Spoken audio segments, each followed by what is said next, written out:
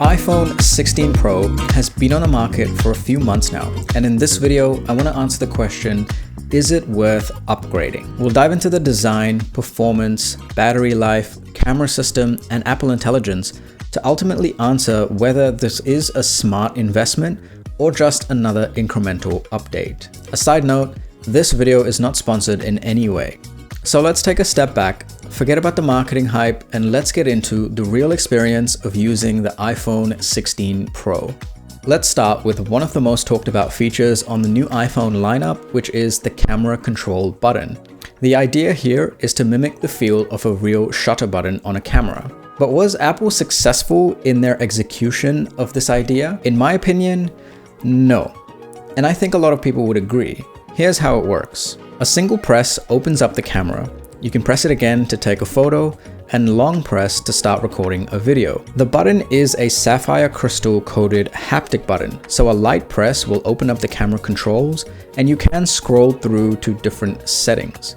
But what is it actually like to use in the real world? Well, the first problem I noticed was the awkward position of the button itself. It's just slightly too far up the side of the phone, which forces me to stretch my finger in order to reach it, which is slightly uncomfortable. I would have preferred to see the button closer to the corner of the iPhone, which I think would be more comfortable and would mean my hand is in a more natural position. It's just awkward to have to reach over to click a button to take a photo, especially when I can just use my thumb to click the button that's on the screen instead. I guess if I'm taking a selfie, it is relatively more comfortable to press the camera control button with my thumb. But that being said, I can still just as easily click the on-screen button as well. And that brings me to the second problem, being that because this is a physical button, the force I use to actually press the button does cause the phone to shake very slightly when compared to just tapping on the screen. Now, this probably doesn't make a very big difference to the image quality, but I definitely feel like I'm introducing some shake into my photos. So ultimately, I don't think the camera control button is as useful as it's marketed to be, and honestly, the novelty factor does wear off very quickly. I found it more useful to use the button to open the camera itself rather than actually take photos with it. Now, it's not all bad. As for the actual cameras themselves, they have gotten a significant upgrade.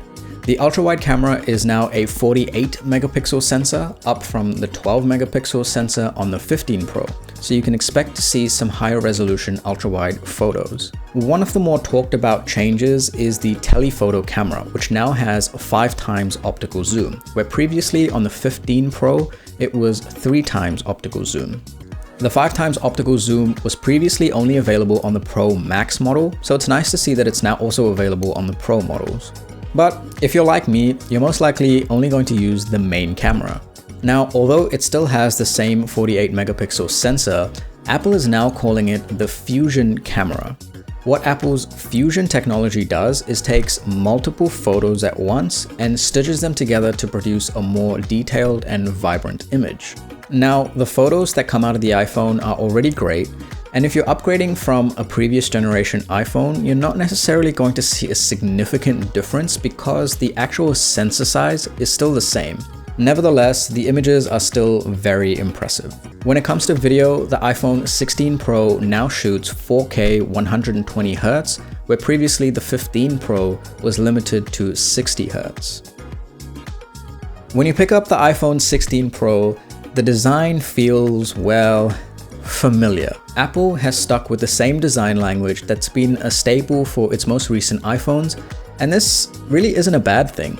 I really like the squared designs when compared with the curved designs that Apple had introduced just after the really old iPhone 4s. But it's not all the same. The new iPhone 16 Pro is slightly larger, and the screen size has increased from 6.1 inches to now 6.3 inches. The bezels are also the slimmest they've ever been, but I've certainly found that you really do get used to these sorts of small changes over time to the point where you barely even notice them. The slightly larger size, however, does mean that Apple can now fit a slightly larger battery, which we will get into in a second. Now, when it comes to the actual display, Apple has managed to maintain the 460 pixels per inch pixel density as the previous iPhone while still increasing the size of the display, which means that we're not compromising on sharpness while still getting a slightly larger display. The other noteworthy change is that the display can now go down to 1 nit of minimum brightness, which means more power saving in darker settings. It still has a titanium frame which feels sturdy and lightweight, and overall, Apple has maintained that premium feel which we've all come to expect. One other thing worth noting, while the US models have switched to an eSIM, the physical SIM tray is still available on models outside the US. This is a bonus for those who are traveling and prefer swapping out their SIM card. It is a small thing, but I do find it useful when traveling internationally. Now let's talk about performance and battery life. The iPhone 16 Pro is powered by the new A18 Pro chip.